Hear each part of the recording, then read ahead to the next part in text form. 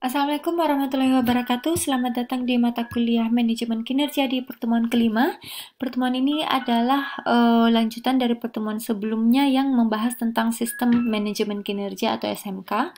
Jadi di pertemuan-pertemuan sebelumnya kita membahas tentang apa framework, bukan framework sih, bagan yang digunakan, tahap-tahapan yang akan dilalui sebelum kita menuju ke sistem manajemen kinerja yang diinginkan.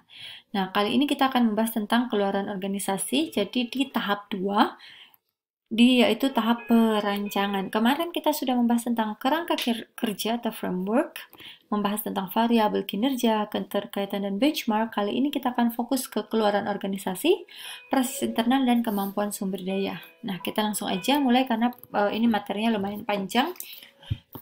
Perspektif manajemen kinerja. Jadi, dari bagian ini, 3 hal ini yang saya perlihatkan, keluaran organisasi, proses internal, dan kemampuan sumber daya itu adalah perspektif manajemen kinerja. Jadi, seperti kalau kita ingin menilai manajemen kinerja, kita melihatnya dari 3 perspektif yang berbeda. Satu, keluaran organisasi yang terdiri dari aspek finansial dan non-finansial.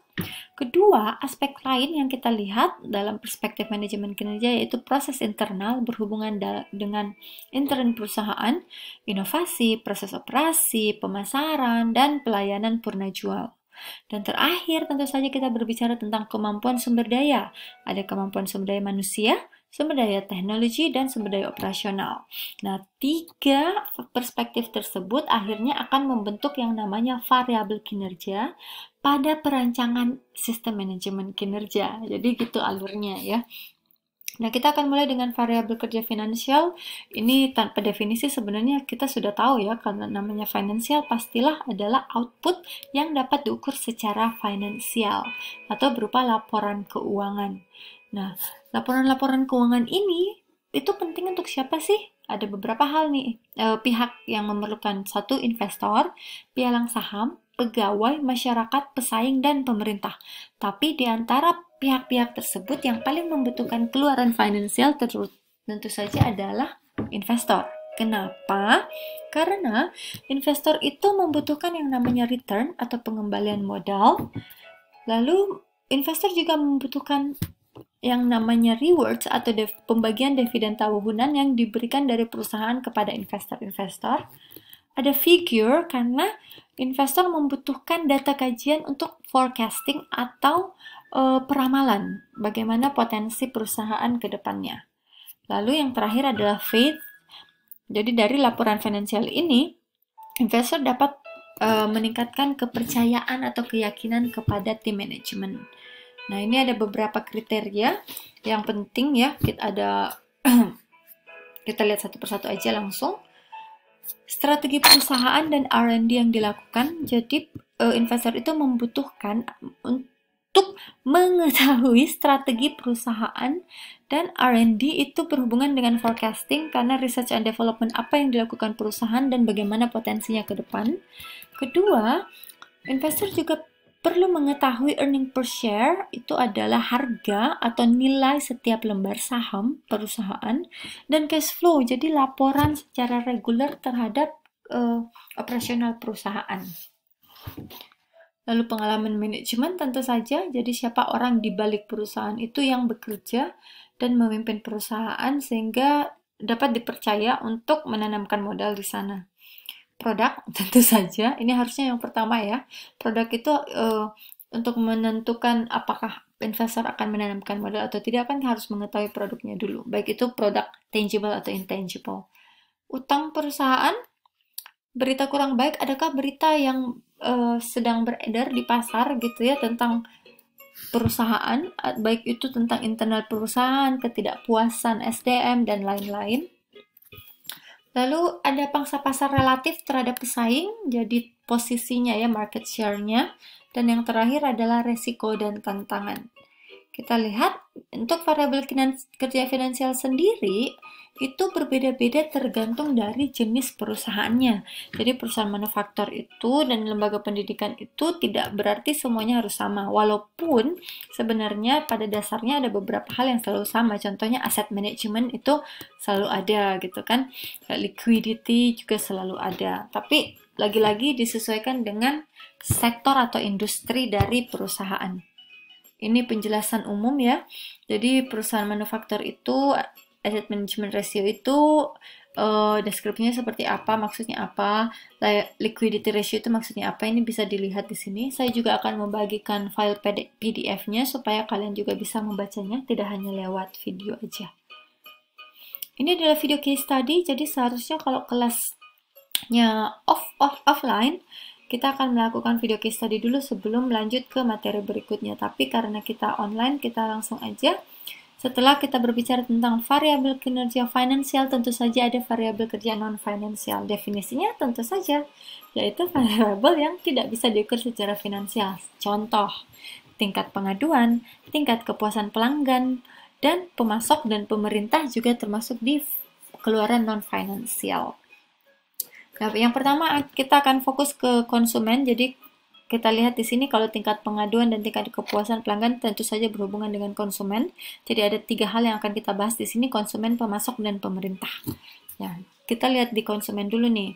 Apa saja sih yang masuk dalam keluaran non-finansial yang diukur pada konsumen? Pertama, reliability. Reliability ini adalah kemampuan kita untuk memenuhi janji kita pada pelanggan, terutama pada janji-janji iklan kita yang ditayangkan di media itu. Responsiveness, bagaimana tanggung jawab kita dalam menyelesaikan masalah pelanggan. Lalu ada assurance, memberikan kepercayaan dan kenyamanan. Empathy, bagaimana kita menunjukkan kepedulian kita dan perhatian kita kepada konsumen. Lalu terakhir adalah tangible, bagaimana bentuk fasilitas perusahaan kita dalam menunjang kerja dan menunjang kualitas pelayanan kepada pelanggan, dan bagaimana SDM kita. Itu kalau di konsumen. Nah, konsumen sendiri itu sangat spesifik karena bagaimanapun konsumen adalah memiliki role atau peran paling penting dalam keberlangsungan usaha perusahaan. Jadi dalam menambah ataupun melakukan pertumbuhan terhadap konsumen itu ada beberapa langkah dan ada beberapa variabel, dan variabel-variabel tersebut sangat menentukan kinerja dari perusahaan. Apa itu? Kita mulai saja. Ini alur sebenarnya ya. Jadi kita satu persatu. Jadi customer satisfaction. Kalau di tersebut mendapat ke produk kita, atau malah orang yang belum pernah menggunakan produk kita sebelumnya, produk ini sebelumnya, terus akhirnya meningkatkan marketnya, yaitu mendapatkan yang namanya account share. Jadi penambahan konsumen yang dilihat dari berapa banyak laba yang didapatkan perusahaan. Nah, bagaimana cara mendapatkan bagaimana caranya mendapatkan account share dan market share ini? Ya, perusahaan pasti menggunakan strategi, dan strategi yang paling sering digunakan yaitu these 4 basic strategies yang sudah saya jelaskan di 2 pertemuan lalu, jadi nggak perlu diulang lagi ya. Jadi ada low cost, product leadership, system lock-in, dan complete customer solution. Nah, kita masih fokus di konsumen nih sebagai role atau yang memegang peranan paling penting di perusahaan dan objek utama dari perusahaan. Untuk customer management sendiri ada 4 hal yang akan dibahas atau 4 hal yang difokuskan. Pertama adalah pemilihan konsumen. Bagaimana kita memilih atau produk kita itu menempatkan diri untuk konsumen seperti apa. Kalau di mata kuliah saya yang lainnya, ini berada di customer segment. Jadi ingat, kita tidak bisa grab atau menyasar semua pasar, semua level konsumen di saat yang bersamaan. Itu nggak bisa. Either kita melakukan yang namanya diversifikasi atau diferensiasi. Setelah kita melakukan pemilihan konsumen, itu ada yang namanya akuisisi konsumen. Jadi, perusahaan berusaha menawarkan produk ke konsumen yang belum pernah menggunakan produk mereka. Setelah itu, konsumen itu sudah menggunakan produk kita berusaha mempertahankan konsumen supaya konsumen tidak berganti lagi ke produk lain, dan akhirnya kita mencapai yang namanya pertumbuhan konsumen. Bagaimana kita dapat meningkatkan jumlah konsumen yang menggunakan produk kita. Ini adalah penjelasan masing-masing dari setiap poin ya. Untuk pemilihan konsumen, tujuannya apa, ukuran yang digunakan apa. Terus untuk akuisisi konsumen juga seperti itu. Terus mempertahankan konsumen juga seperti itu, ada tujuannya dan ada ukurannya. Dan terakhir, pertumbuhan konsumen juga ada tujuan dan ukurannya. Lagi-lagi saya jelaskan bahwa saya memberikan file PDF untuk ini juga, jadi kalian bisa baca atau kalian bisa lihat buku-buku referensi yang sudah disiapkan sesuai dengan kontrak kinerja kita. Oke, kita masih di variable non-financial yang poin kedua yaitu pemerintah. Kenapa pemerintah masuk? Kita lihat. Satu, isu penting yang berhubungan ya pertama, fenomena aturan pemerintah, jadi policy, kebijakan gitu kan.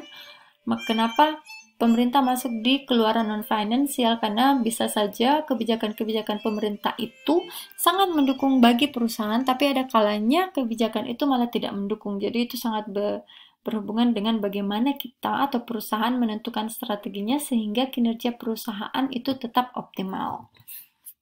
Kedua, pihak-pihak yang kritis itu ada lembaga, ada media massa, ada masyarakat, dan kepedulian sosial atau Customer Social Responsibility (CSR). Ada malpraktek di situ apabila kita tidak terlalu mengedepankan etika.